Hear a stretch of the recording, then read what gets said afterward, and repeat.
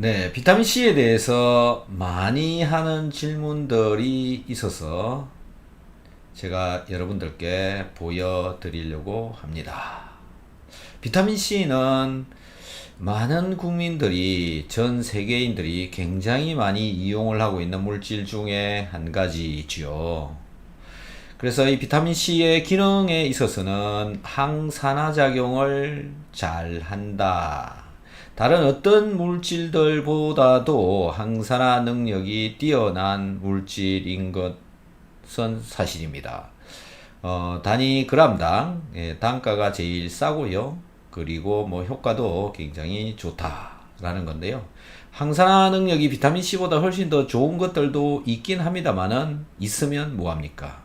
단위 그람당 항산화 능력을 계산을 하기 때문에 단위 그람당 단가가 비싸면 아무리 비타민 C보다 뛰어난 항산화 능력을 가지고 있다 할지라도 무용지물입니다. 왜요? 비싸서 사 먹을 수가 없으니까요. 하지만 비타민 C는 싸고 그 다음에 항산화 능력도 뛰어나다. 이 항산화라고 하는 말이 여러분들한테는 굉장히 추상적으로 들릴지 모르겠습니다만은 항산화가 뭐냐라는 것에 대해서 명확한 이해가 좀 필요하다라고 생각이 되어지는데요. 항산화는 뭘까요? 산화를 막는 거다라는 건데, 산화라고 하는 건 뭐냐면 녹쓰는 것을 말한다 라고 보시면 됩니다. 녹이 쓴다. 쇠가 녹이 쓴다. 네, 녹이 쓰는 것을 막는다. 사람의 몸에서는 그 녹쓰는 부분이 어디냐면 세포가 녹쓴다라고 보시면 됩니다. 그러니까 이 세포가 파괴되어진다라는 건데요. 누구에 의해서, 무엇에 의해서 파괴가 되어지느냐 하면 활성산소에 의해서 파괴가 되어지는 거죠. 자, 이 활성산소에 의해서 파괴되어지는 것을 막아준다라는 것이 항산화다. 이렇게 보시면 됩니다. 그래서 결국은 비타민C가 활성산소를 제거하는 그런 물질인데, 다른 어떤 물질들보다도 뛰어난 성능을 가지고 있다. 단가당, 그람당 단가가 싸면서 효과적이다 라는 것이 비타민C의 특징이다. 이렇게 보시면 될 것 같습니다. 자, 그리고 두 번째는 뭐냐면 빈혈을 예방을 할 수가 있다. 누가? 비타민C가요. 야, 비타민C가 어떻게 빈혈을 예방을 하죠? 이게 말이나 됩니까? 말이 왜 되느냐 하면 비타민C가요, 산소 운반을 굉장히 잘 시켜줍니다. 산소가 잘 운반되어지도록 해주는 거죠. 엄밀하게 이야기를 하면, 자, 적혈구가 뭉치면 산소 운반하기 어려워지는데 적혈구를 전부 똑똑 떨어지게 분산시켜 주는 그런 기능이 있어서 적혈구가 산소하고 결합하기가 쉽고, 결합이 잘 되어지니까 산소 운반이 잘 되어진다라는 게 한 가지가 있고요. 두 번째는 뭐냐면은 비타민C는 우리 장에서 녹아있는 철분을 결합을 시켜서 흡수가 잘 되도록 해준다라는 거죠. 그게 빈혈을 예방하는 원리가 되는 겁니다. 자, 그래서 머리가 빙빙 돈다. 산소 공급이 잘 되어지기 때문에 열심히 챙겨 먹는 게 좋다. 그 다음에 면역 강화라고 하는, 이 면역이라고 하는 이 개념은요, 면역 세포들의 밸런스를 잘 맞추어 준다라고 보시면 되는데, 이 면역 세포들 뭐 백혈구, 림프구, 가립구, 호중구, 호산구, 호염기구, NK셀, T셀, B셀, 이런 세포들의 기능을 잘 할 수 있도록 해준다라는 건데요. 특히 유용하게 사용되어지는 것이 어떤 것이냐 하면요, 비타민C가 백혈구에는요 굉장히 많이 들어있다라고 되어져 있습니다. 혈중 농도보다 약 100에서 200배 정도 들어있는데, 왜 백혈구 속에 비타민C가 많이 들어있을까요? 라는 거죠.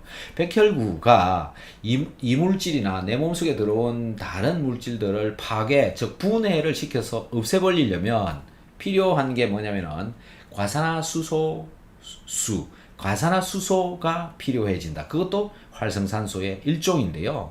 그런 산소를 만들어내는데 이 비타민C가 또 쓴다라는 겁니다. 비타민C가 쓰여진다라는 거죠. 신기하죠, 그죠?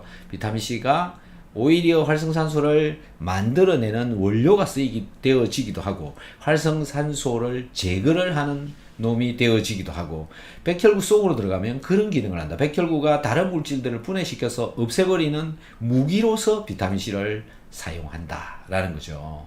그래서 여러분들 요즘 코로나 바이러스의 백신을 맞는데 굉장히 두려움을 많이 가지고 계시고 그래서 면역을 높여주는 무엇인가를 열심히 찾고 계시는 분들이 많은데 네, 비타민C 열심히 드시고 백신을 맞으면 큰 탈 없을 것이다 라고 저는 생각을 합니다. 그래서 같이 먹어 줄만한 게 비타민C, 아연, 그 다음에 비타민 D, 그 다음에 항산화를 시켜주는 대부분의 영양소 비타민 C, D, E, 그 다음에 글루타치온, 알파 리포산, 코큐텐 네, 요런 것들을 같이 먹어주면 강력한 면역을 가질 수 있을 것이다 라고 저는 생각을 합니다. 그래서 면역에도 아주 밀접한 영향을 주고 있다 라고 하니까요 열심히 챙겨 드셔보시면 좋지 않을까요? 그 다음에 심장 건강 개선시켜 준다. 이건 결국은 산소를 잘 운반시켜 준다라는 거랑 그 다음에 비타민C 자체가 신진대사를 촉진을 시켜 주기 때문에 심장이 튼튼해진다. 그 다음에 심장 근육을 만들 때 콜라겐 합성하는데 잘 이용이 되어지기 때문에 그렇다. 그 다음에 피부 노화 방지, 기미, 주근깨 이런 것에 대해서는 여러분들 많이 얘기를 들어보셨을 것이고요. 피부의 이 아래측 지지층에 해당되는 콜라겐 합성에도 비타민C가 이용이 되어지기 때문에 그렇다. 그 다음에 통풍을 예방하는 데도 도움이 된다. 통풍의 통증, 이 한번 경험을 해보신 분들은 아실 텐데요. 굉장히 많이 아프다. 그런데 비타민C가 기여한다. 요것도 논문에 많이 나와 있는 그런 내용입니다. 그래서 비타민C는 우리가 열심히 챙겨 먹어야 되는데 이와 같이 레몬이나 이런 것들을 통해서 우리가 비타민C를 먹으려고 한다면 한계가 있다. 그래서 결국은 알맹이로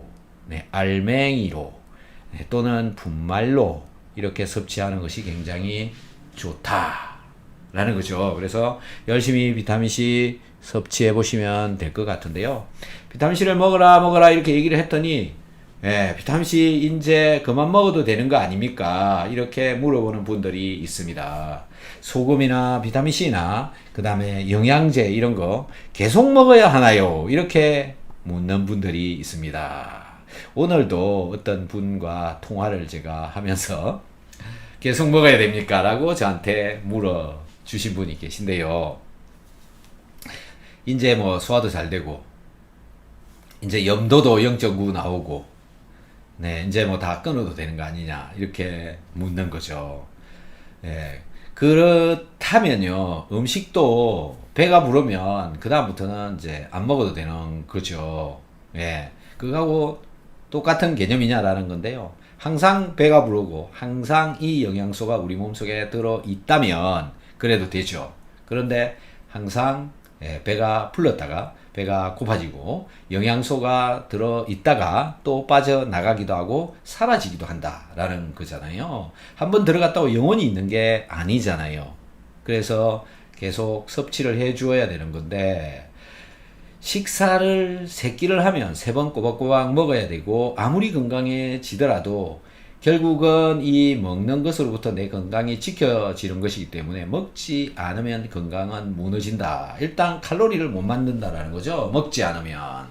여러분들이 식사를 꼬박꼬박 챙겨 먹으니까 나의 몸에서 에너지가 만들어지고 만들어진 에너지를 통해서 내가 지금 무엇인가 할 수 있고 그래도 건강한 생활을 할 수 있도록 되어지는 건데 오늘 밥 먹었고 오늘 식사 3끼 잘했으니까 내일부터 이제 그만 먹자. 그러면 어떻게 될까요? 똑같습니다. 영양제도요. 똑같습니다. 영양제 이게 약이 아닙니다. 그냥 음식이다. 그렇기 때문에 결국은 입에 밥이 들어가는 한, 입에 음식이 들어가는 한, 음식을 먹는 한 영양소가 부족하기 때문에 영양제는 계속 먹어주는 게 옳다. 라는 거죠. 여러분들의 선택은 어떤 선택을 하시겠습니까? 예, 이런 얘기입니다. 오늘 밥 먹었으니까 이제 앞으로 밥 먹지 말자. 앞으로 음식 먹지 말자. 이 선택이 맞는 말입니까? 예, 똑같기 때문에 영양제도 결국 계속 먹어야 되고요. 음식을 먹지 않으면 영양제 먹지 않아도 됩니다. 하지만 음식을 먹는다. 그러면 꼬박꼬박 먹어야 된다. 라는 거고요. 염분도 0.9가 나온다고 해서 안 먹는다. 그게 아니죠. 음식에 염분을 잘 넣어서 계속 염분을 섭취를 해 주어야 된다. 라는 겁니다. 비타민C 부정론자들의 이야기가 사실인가요? 이렇게 묻는 분들이 있습니다. 간혹 여러분들이 유튜브 영상이나 방송에서 영양제 효과 없다. 영양제 먹어봐야 아무 소용없다. 영양제 흡수 안 된다. 이런 분들이 있습니다. 네. 각종 이 언론 매체를 통해서 나오고 있는 여러 이야기들은요, 다양한 이야기를 할 수가 있습니다. 그리고 그 이야기도 틀렸다라고도 규정 지을 수가 없고요. 또 맞다라고도 규정을 지을 수가 없다라는 건데, 그 이야기도 사실은 무엇인가 근거를 가지고 얘기를 하고 있는 거죠.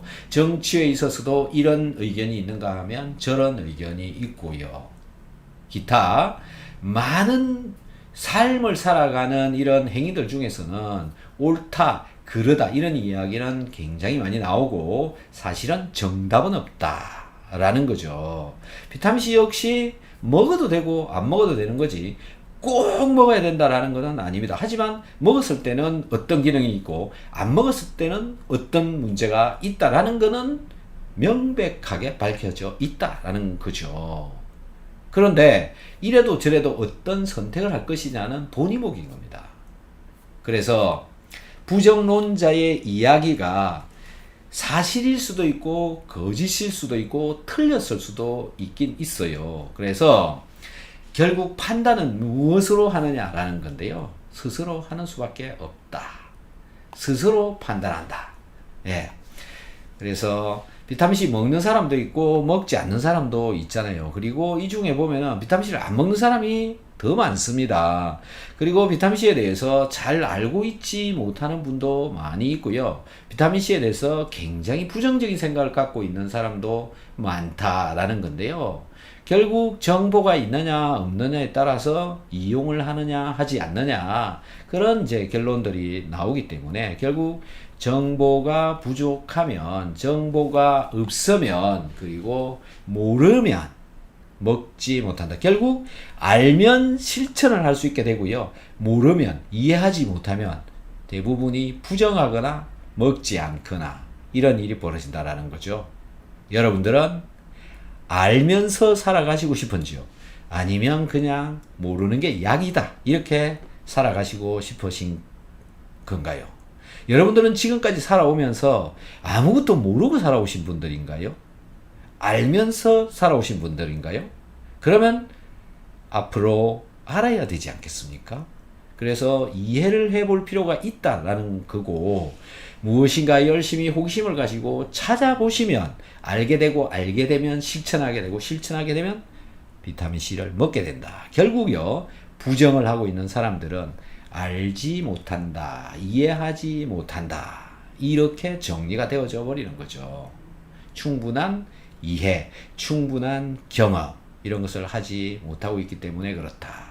그래서 제가요 작년에 부정을 강하게 하는 어떤 아주머니를 만났습니다. 이분은 비타민C를 사다 놓고 어떤 식당에 그 카운터 같은 데다가 비타민을 쌓아놓고 그냥 내버려 두고 있더라고요. 이거 왜 여기 나와 있습니까? 그랬더니 자기는 이거 먹기 싫어서 여기 올려놨다. 어떻게 하실 건데요? 가지고 가래요. 저보고. 비타민C를 이만큼 쌓아놓고. 왜요? 그랬더니 속이 썰어서 먹을 수가 없답니다. 아닙니다. 괜찮습니다. 설명을 하려고 해도 들을 생각을 안 해요. 그래서 결국 그냥 다 얻어왔습니다. 네. 결국 그분은 뭐 어떻게 되셨는지 모르겠지만은 비타민C가 있어야 그 쑥스린 위장병을 해결을 볼 수가 있는데 결국 거부를 한다라는 거죠. 알지 못하면 먹을 수가 없다. 그리고 왜 그렇게 됐는지조차 알 생각이 없다. 무조건 싫답니다. 네, 그런 분들도 있다라는 건데요. 알아보십시오. 알면 실천이 되어지고 실천이 되어지면 여러분들이 얻고자 하는 바를 얻을 수 있다. 결국은 마음이 어떤 결정을 하느냐에 따라서 많은 방향과 결과는 달라진다라는 거죠. 어떤 선택을 하시던 여러분들의 자유입니다. 자, 비타민C 열심히 챙겨 드실 수 있도록 노력을 좀 해봅시다. 그리고요, 비타민C가 맞는 체질도 있고 안 맞는 체질이 있답니다. 간혹 질문이 오는 내용들 이렇게 보면 나는 비타민C가 내 체질에 맞지 않기 때문에 먹지 말라고 합니다. 이렇게 얘기를 합니다. 그런데요, 이것도 정말 맞는 말인지 틀린 말인지 좀 생각해 볼 필요성이 있는데, 우선 근거를 가지고 좀 따져보면 됩니다. 따져본다라는 건데요. 자, 여기 보시면 이 체질이라고 하는 그런 분류라고 하는 거 있잖아요. 이게 기준이 있습니다. 체질 분류를 하는 기준. 여기에서도 뭐 책들에서 많이 나옵니다만, 이 오른쪽에 이 책들 보시면요, 중2 체질학, 중2죠. 그 다음에 팔상 체질학, 그 다음에 원시인 건강법, 기초 한의학, 이런 데 보면요, 체질이 분류가 되어져 나옵니다. 체질. 심지어 한의학에서조차 나오고 있는 거니까 일종의 한 개의 학문인 것만은 사실인 것 같아요. 그런데 이게 기준을 만든 무엇인가가 있는데요, 그 기준이 이 현대과학적인 차원에서 접근해보면 모호하다라는 겁니다. 이 현대의학, 현대적인 과학은요, 굉장히 뚜렷합니다.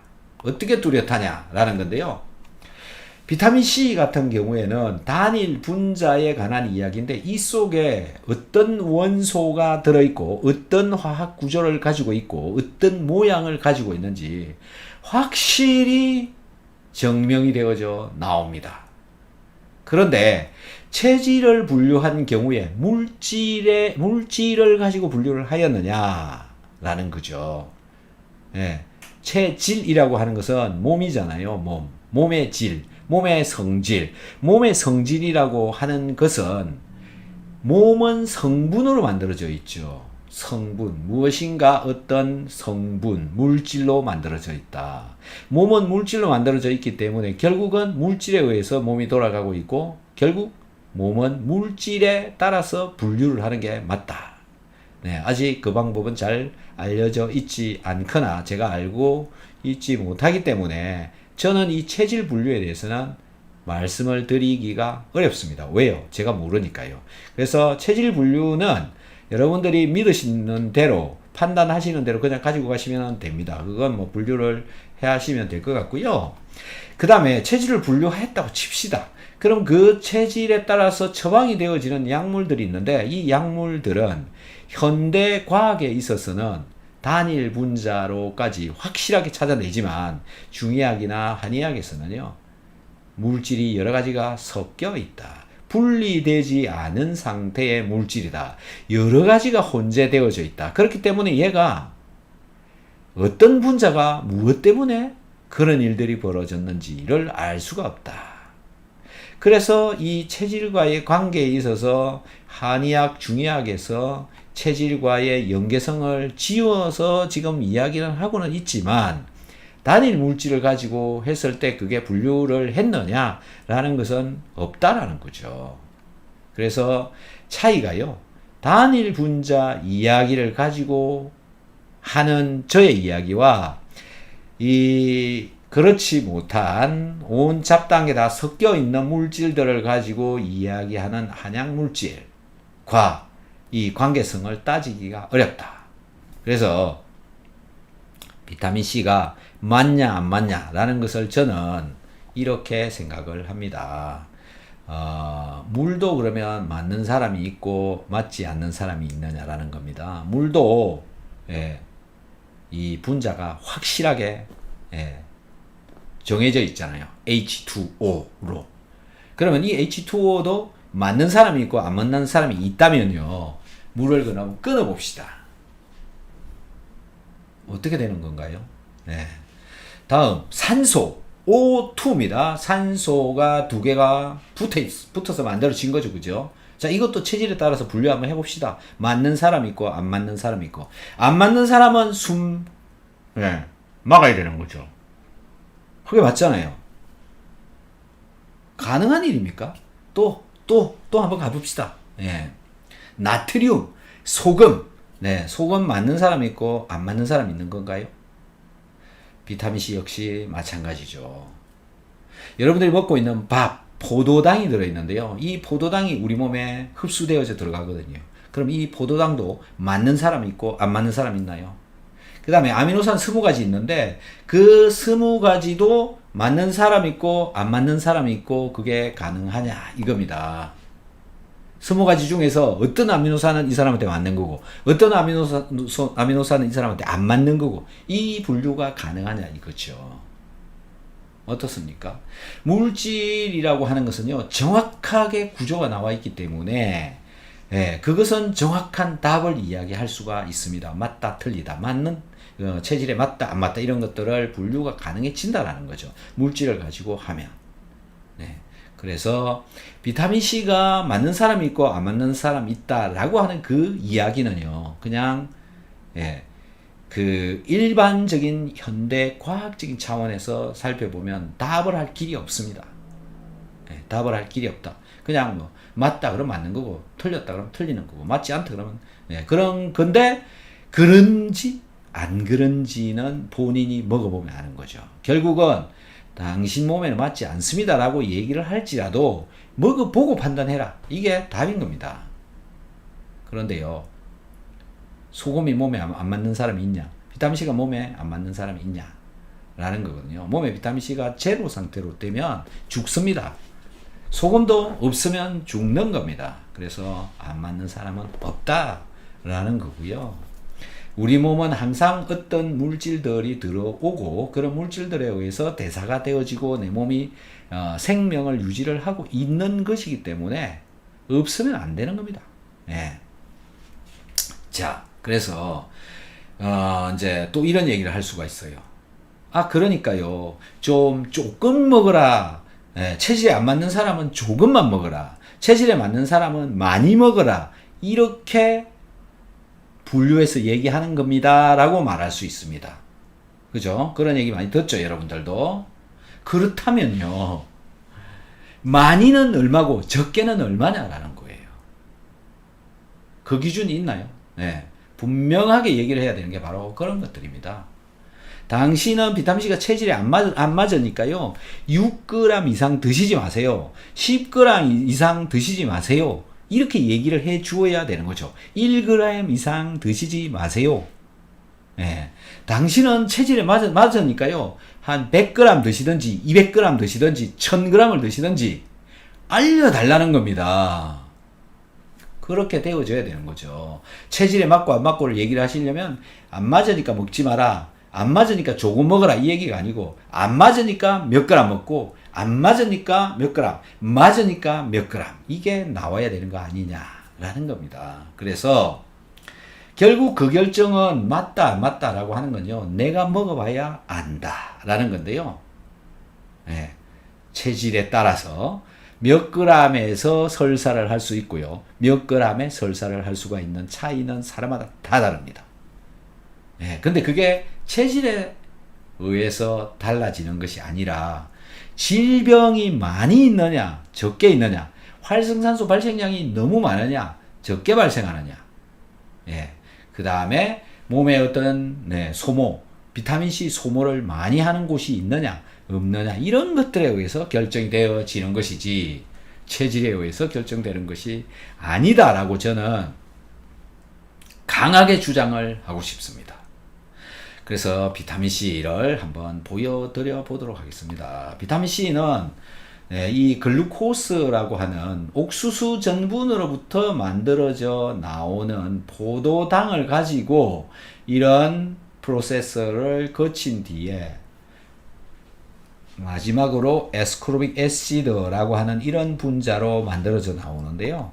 여기에서 이 분자로 만들어졌을 경우에 얘가 하는 기능이 뭐냐면 여기에 있는 이 H, 여기 H라고 하는 게 이게 수소죠. 이 H가 떨어져 나와서 항산화 기능을 한다라는 건데요. 여기에 글루코스, 포도당도 여기에 보면 H도 여기도 있고 여기가 H 있고 여기도 H 있고 여기도 H가 있는데 이놈들은 이 H가 떨어져 나와 가지고 항산화를 시키지 않느냐 이렇게 궁금해할 수 있겠죠. 그런데요. 여기에 이런 화학 구조를 가지고 있을 경우에 여기에서 이 떨어져 나오는 O하고 H 이게요 통째로 떨어져 나와 버리는 경우가 허다합니다. H만 딸랑 떨어져 나온다. 그게 잘 되지가 않습니다. 구조를 이렇게 가지고 있으면. 그런데 얘랑 이 구조가 서로 다른데 차이가 크게 다른 게 뭐냐면 여기 이중결합이 있다는 겁니다. 이 이중결합 때문에 여기서 이 H만 딸랑 떨어져 나올 수가 있습니다. 그게 다른 겁니다. 이 분자와 이 분자의 차이는 비타민 C의 경우에는 여기에 탄소와 탄소 사이에 이중결합이 있다. 이것 때문에 항산화 기능을 한다. 그래서요, 이 이중결합이 있는 대부분의 분자들은 다 항산화 기능을 가지고 있습니다. 신기하죠? 전자를 잘 버릴 수가 있다. 이 전자가 잘 떨어져 나올 수 있다라는 겁니다. 그런데요, 이렇게 해서 이제 비타민 C를 만들었는데 이 비타민 C가 이렇게 만들어졌는지를 어떻게 증명을 할까요? 과학은요, 이런 거는 진짜 누워서 떡 먹힙니다. 네, 누워서 떡을 먹어도 목에 걸리지 않을 정도로 쉽게 알아냅니다. 이게 뭐냐면은 C13NMR이라고요 하는 그런 기계입니다. 그 기계를 가지고 분석을 하는 건데요. 여기에 탄소, 산소 이런 것들 중에서 이 탄소가 들어있는 여기 1번 탄소, 2번 탄소, 3번 탄소, 4번 탄소, 5번 탄소, 6번 탄소가 이 스펙트럼에 그대로 다 나타납니다. 자, 1, 2, 3, 4, 5, 6번 탄소가 여기 피크가 다 올라오죠. 그래서 이런 물질들 속에 있는 다른 것은 한 개도 없고 딱 이 비타민 C만 들어있기 때문에 이 탄소의 피크만 올라오는 겁니다. 이렇게. 그래서 얘는 정확하게 비타민 C에 의한 구조다라는 것을 이 NMR 스펙트럼, 그 다음에 적외선 스펙트럼, 또 기타 뭐 여러 가지 분석 기기를 동원을 해서 얘가 정말로 비타민 C가 맞느냐, 얘가 정말로 이러한 화학 구조를 가지고 있는 게 맞느냐 확실하게 확인을 해버릴 수가 있습니다. 그래서 제대로 만들어져 나왔느냐, 제대로 만들어져 나오지 않은 거냐, 이런 것은요 잘 알 수 있습니다. 그래서 신뢰가 되어지는 겁니다. 화학 구조를 확실하게 나타내고 그 다음에 몇 퍼센트, 99.99%냐 아니냐 이런 것들을 확실하게 표현을 해내면 얘는 틀림없이 그냥 이 물질이다 라고 알 수가 있는 거죠. 그래서 제가 또 다른 그림, 또 다른 스펙트럼을 하나를 준비를 했는데요. 이거는 비타민 C의 C13NMR이죠. 아까 거하고 같은 겁니다. 1, 2, 3, 4, 5, 6. 요거는 용액을 찍은 거고요. 요거는 고체 NMR인 겁니다. 고체 NMR. 그러니까 비타민 C의 분말을 가지고 또 찍어 본 겁니다. 이렇게 나온다라는 거고요. 그래서 정확하게 분석이 되어져 나오기 때문에 이런 물질들과 사람의 몸과의 관계에 있어서 체질이 맞냐 안 맞냐 라는 것은 저는 없다라고 생각을 합니다.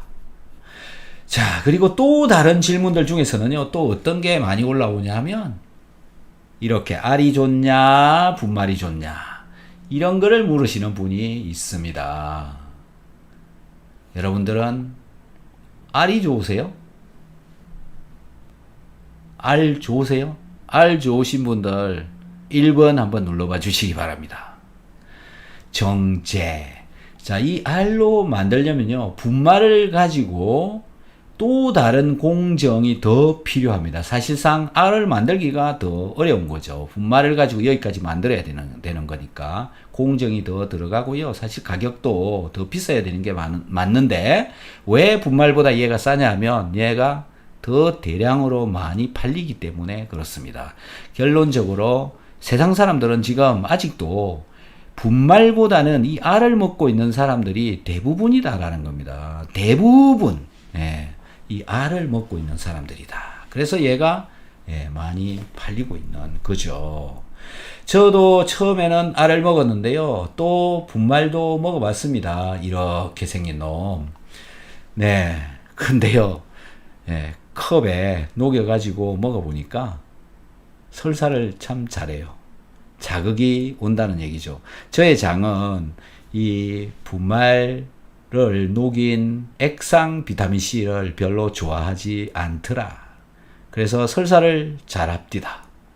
그래서 저는 분말을 잘 먹지 않습니다. 자, 이 분말이 나쁜 이유를 제가 설명을 좀 해보겠습니다.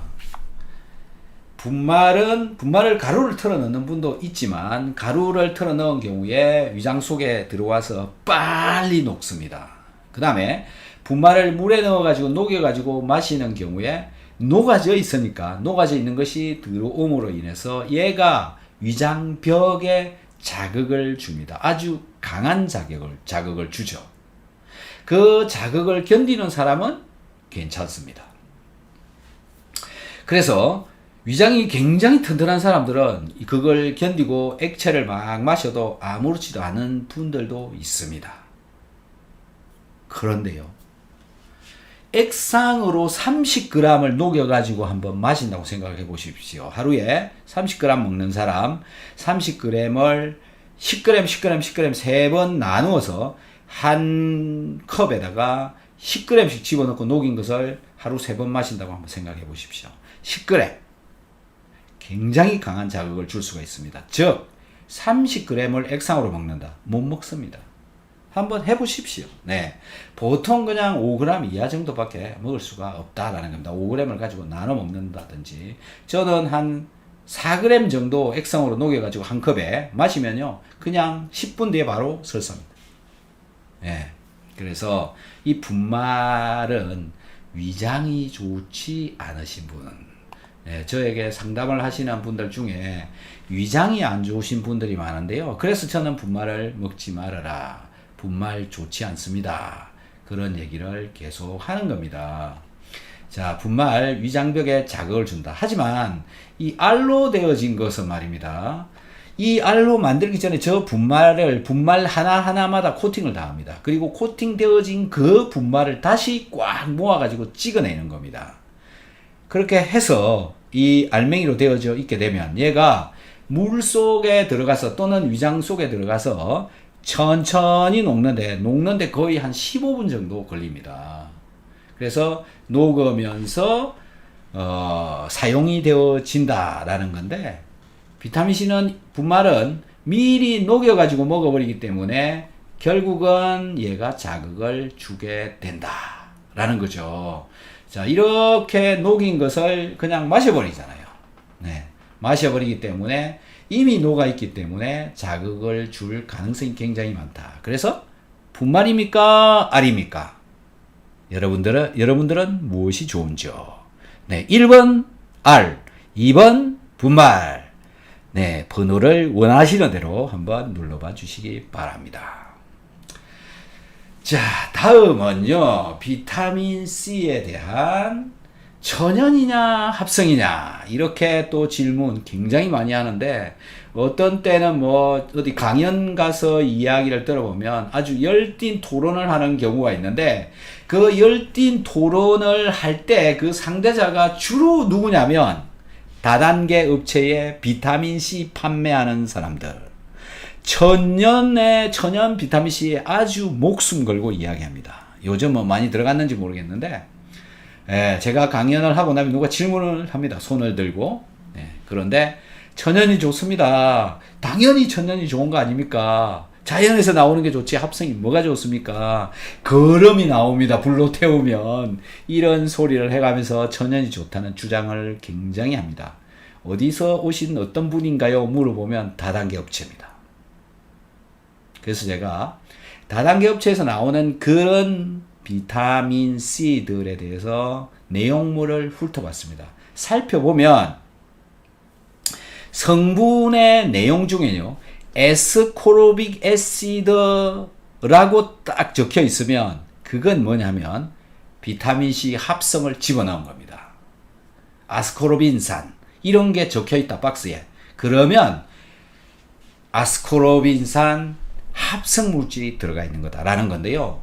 그 아스코르빅 애시드라고 적혀 있는 그것만 들어 있으면 그거는 비타민 C로만 되어져 있는 겁니다.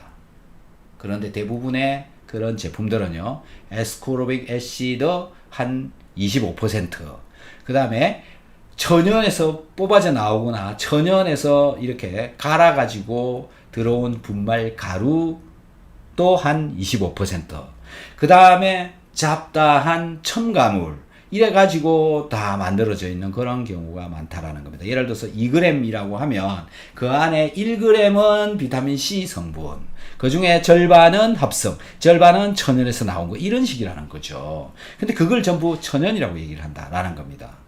그래서 절대로 그런 물질을 먹으면서 내가 먹을 수 있는 양을 충분하게 먹을 수가 없습니다. 왜요? 비싸기 때문에요. 굉장히 비싸기 때문에. 어쨌든 먹는 이유는 뭐냐면 비타민C, 에스코르빅 애시드를 먹기 위해서 이걸 먹는 건데 다른 물질이 필요한가요? 다 필요 없고 그냥 에스코르빅 애시드를 먹으면 되는 겁니다. 분자 구조적으로 이렇게 생긴 물질만 먹으면 되는 거다라는 겁니다. 이렇게 생긴 물질만 먹으면 되는 거고 나머지는 다 필요 없다라는 거죠. 예. 자, 이런 것만 먹으면 되는데 이러한 화학 구조를 가지고 있는 것은 천연으로부터 나온 건지 합성으로부터 나온 건지 이렇게 분석을 할 때는 알 수가 없습니다. 무슨 얘기냐면 천연이나 합성이나 다 똑같다라는 거죠. 아니 똑같은데 왜 천연을 먹어야 되나요?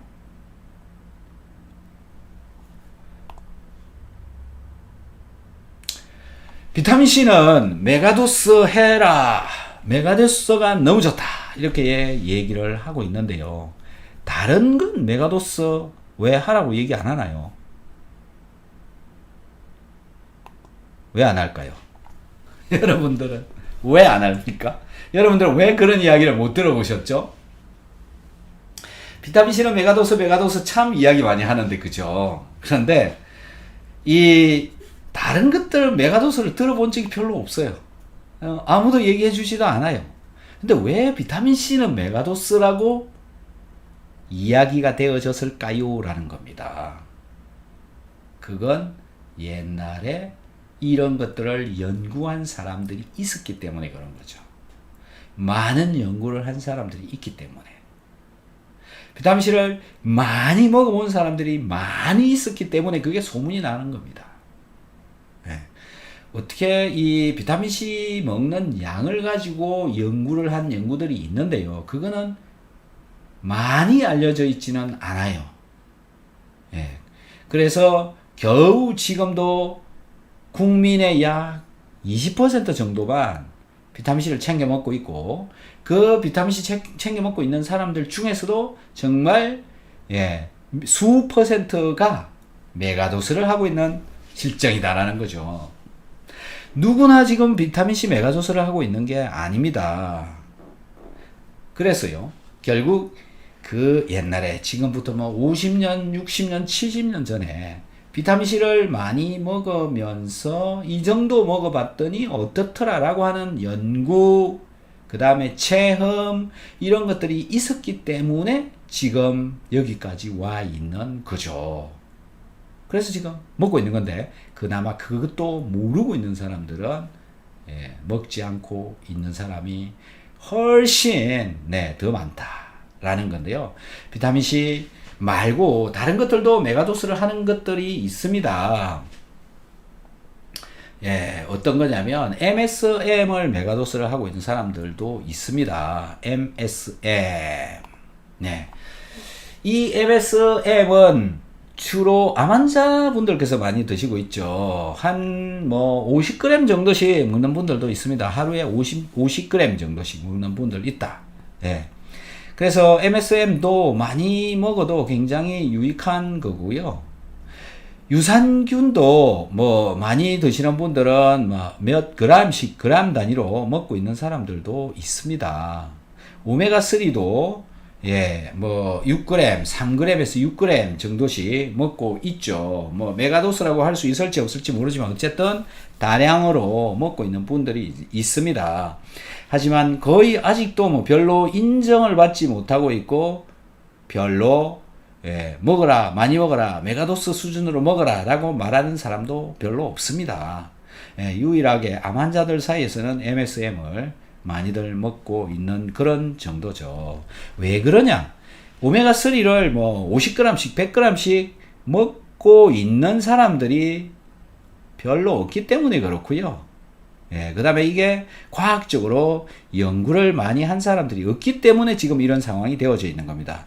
결국은요, 여러분들 스스로 양을 정해 보시면 되는 겁니다. 내가 많이 먹어야 되느냐, 적게 먹어야 되느냐, 정해 보시면 예, 알 수 있게 된다라는 거고요. 영양제 대부분이 다 네, 이 정해져 있는 규정량이 그렇게 많지 않습니다. 대부분 다 메가도스는 거의 없고요. 네, 뭐 이런 정도 수준이다라고 생각하면 되는데, 다급한 사람들, 급한 사람들, 이거 아니면 아니다라고 생각하는 사람들은 그래도 메가도스를 열심히 합니다. 비타민C 같은 경우에도요, 이렇게 메가비타민C 항암치료 여기 보시면요, 비타민C 용량 10g, 20g, 30에서 50g, 60에서 100g 이 정도씩 혈액에다가 집어넣어 버립니다. 먹으라는 소리가 아닙니다. 혈액에다가 이 정도 집어넣는다 라는 거는 이 정도 먹어도 아무 탈 없다 이런 얘기가 되는 거죠.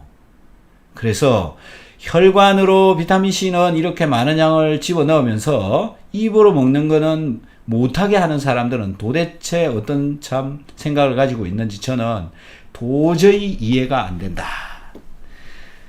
네, 어느 병원에서가는 이렇게 지금 하고 있다라는 겁니다. 메가비타민C 항암 치료 스케줄 월화수목금토 이래가지고 첫 주 1주차부터는 20, 20, 40, 40, 60, 60 2주차부터는 80, 80, 80 g씩 약 6개월 동안 넣는다라는 거죠.